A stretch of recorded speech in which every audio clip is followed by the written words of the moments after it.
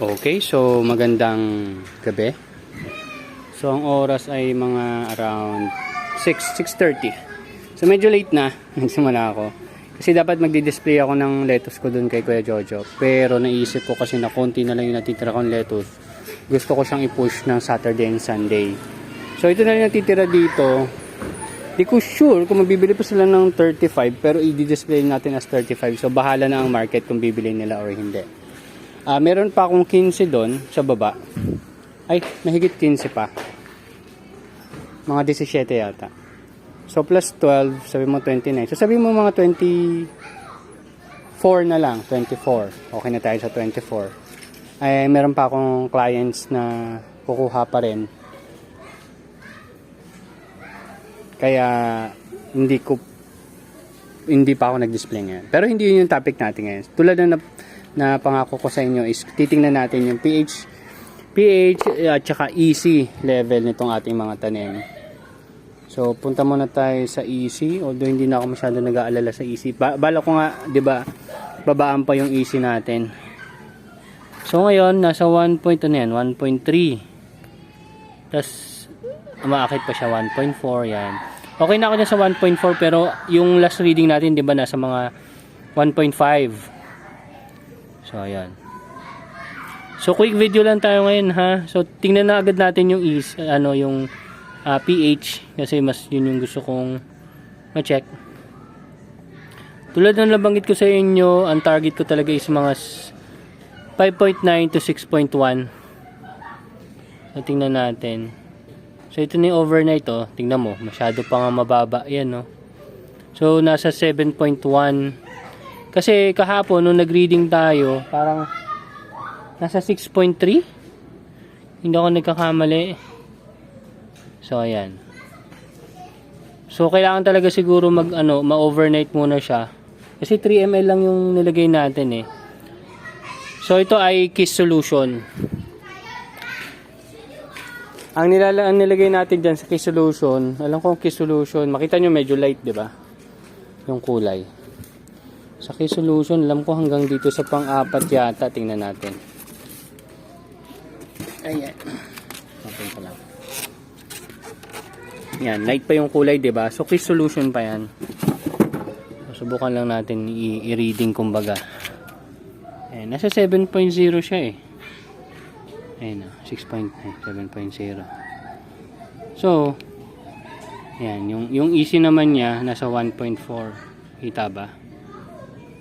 Sana makita nyo. Pero nasa 1.4, tiwala na lang kayo sa akin. Pero yung pH nga, which is nasa 7. So iniisip ko, kung dadagdagan ko pa siya ng, syempre dadagdagan ko pH down, pero ang tanong, gano'ng karami? Hindi pa talaga ako magta-transfer ngayon. Bukas pa. It's either bukas ng hapon, o malamang bukas ng hapon kasi may ha-harvest pa tayo. Gusto ko medyo malinis na to bago tayo mag-transfer. So kung magta-transfer tayo bukas, kasi ngayong araw na to, yun na yung 14 days ng ating tanim. So bukas is 15 days ng ating mga seedlings. So ito, yan medyo, kung mapansin nyo yung kulay, medyo siya, medyo mas may kulay kumbaga. Mas dark, ayan, mas dark. Yan na yung mga Nutri-Hydro. So, tingnan natin yung pH level sa Nutri-Hydro. Ayan. Nutri-Hydro. Sure kung kita eh. Lapit natin dito. Ayan. Ayan, nasa 6.89, 6.9. Ayan. So, dagdagan pa natin to ng pH down. So, palagay ko kung nasa ganyan siya kataas, nasa 6.9 or 6.8, palagay ko kailangan pa natin gawin na lang nating naka 3 na yun, no? 3 ml. So gawin nating, hindi ko kasi kung lang eh, 4 ml lang eh. Pero parang masyado mababa yun, no? Baka hindi natin ma-reach yung 6.0. So gagawin natin 5 ml. So all throughout 5 ml tayo. So yun lang naman gusto kong pakita sa inyo.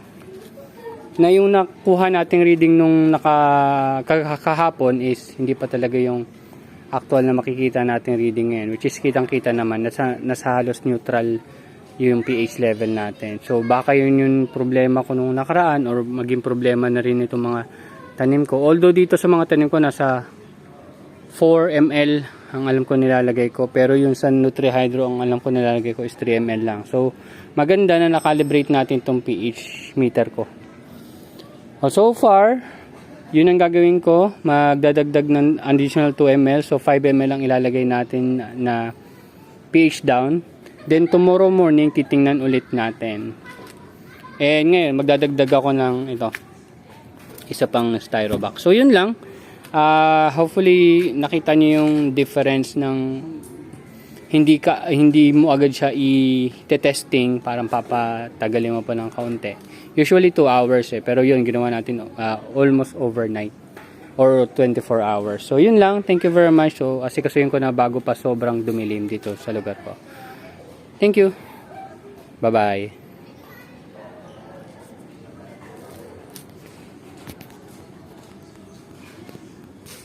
I am a stop.